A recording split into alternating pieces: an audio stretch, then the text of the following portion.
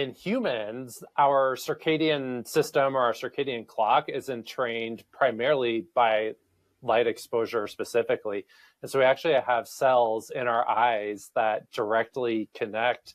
It's a direct neuronal connection from our eyes to our clock in our brain.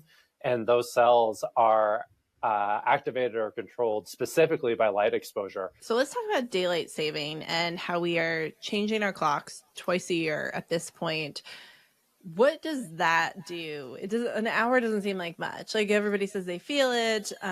Some people less so. But what is that actually doing to our health to change the clock twice a year? It's actually doing quite a lot to our circadian clock. And, there's definitely some pretty strong evidence at the anecdotal level. People notice it. And especially like when you spring forward in the spring, so you lose that hour of sleep, nobody likes that. And everybody complains about it. It's like anecdotally, you can feel that you're missing that hour of sleep. And then when we look at sort of the population level, we know that during that spring forward time frame, during that week when that happens, after that time change, on the highways, there's more accidents and there's more severe accidents that result in people dying.